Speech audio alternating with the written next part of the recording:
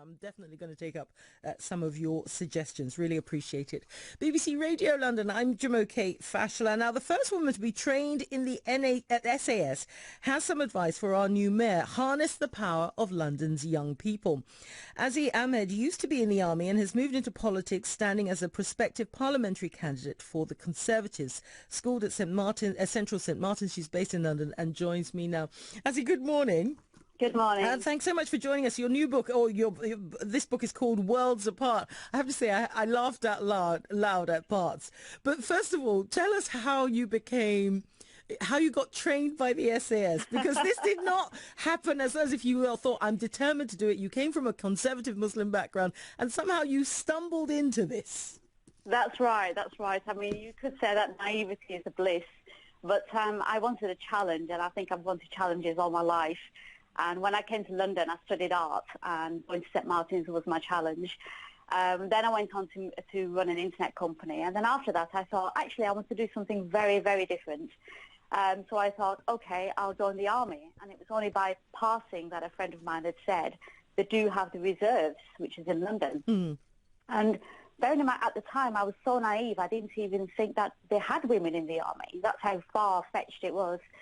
So I got an information pack. I went through the list of units, and of course it said SAS, the most elite force. Of course, I had no idea what it was about.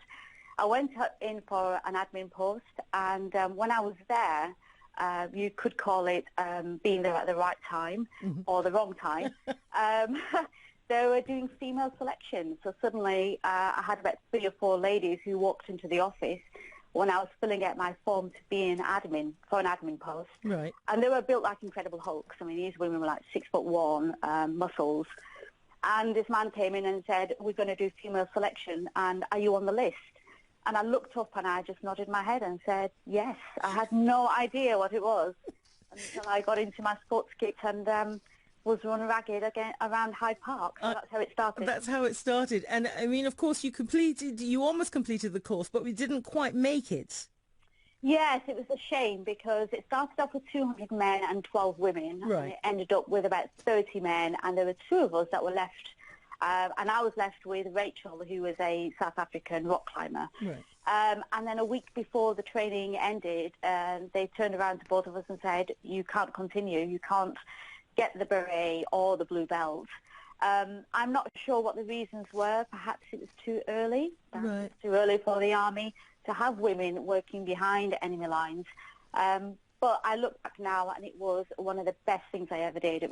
I was honoured to have been part of that programme. But alongside that, I mean, at the same time, you were wearing the shalwar kameez, you were wearing all, normal conservative Muslim girl, serving tea at your mother's behest to your guests, etc. that contrast, but at the same time, having to think, gosh, I've got bruises and everything that they're not allowed to see.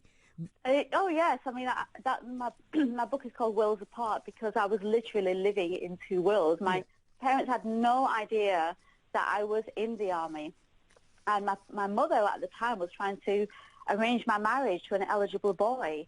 So what I would do is I would go home during, in between the training, and I would put my shalwar kameez on, put a headscarf on, and serve tea. So I'd become this subservient girl. And then I'd go back into London, put my army boots on, and off I was training again. So they had no idea that I was actually training, and I kept postponing this marriage that my parents wanted because I wanted to finish my training with the SAS. Yeah.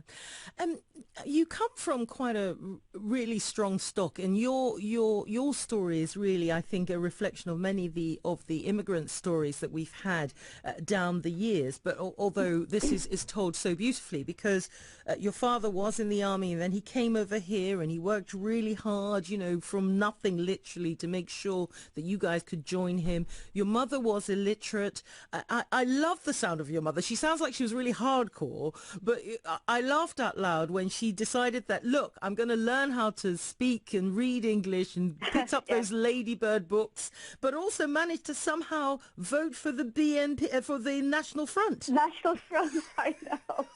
It was bizarre because every now and then throughout my childhood, my father would remind us that your mother voted for the National Front. And the way it came apart was that my mother wanted to vote for Margaret Thatcher because she loved Margaret Thatcher. She thought she was an amazing woman. And my father told her, okay, you take, I think it was either the first or the second box at the top. But when she came back and explained, she actually had the card upside down. Oh. And she ticked the wrong box and it was the National Front. And my father was outraged. He didn't speak to her for weeks. He says, I cannot believe you voted the National Front. And my mother's like, well, I made a mistake. Oh, well, I mean, it is a fascinating read, I have to say. But what is the message you want to give our new mayor? I think that having stood as a parliamentary candidate and having been in the army and having lived in London for 20 years and been brought up in Oldham, I have seen the dynamics of our society change over the last 20 years. And what I'd like to do is to see a way that the mayor can integrate and work with the youth, work with the young generation of London.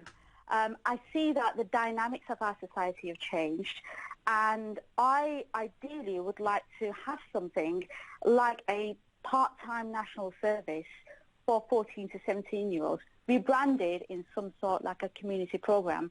Now, the reason why I'm saying that is because when I joined the reserves, I had problems in integrating identity crisis.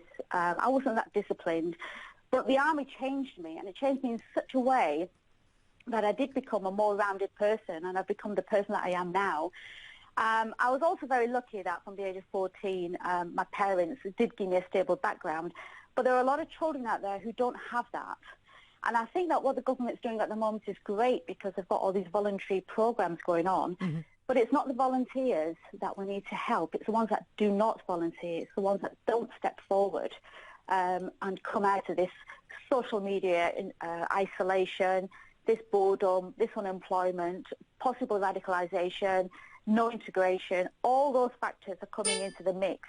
And I think that what we're looking at in the future is a change in the dynamics of society. I don't know whether it's going to be in a good way or a bad way, but I do feel that we as a government need to step forward and do something, and perhaps bring in something that's compulsory, that children can learn about life skills, they can learn about British values, and they can focus more on social integration. Well, we'll have to leave it there, but Azi, thank you so much for joining us this morning. Really lovely to speak to you. Azi's new book is Worlds Apart, a Muslim Girl with the SAS. It's out on Robson Press, and that's Azi Ahmed.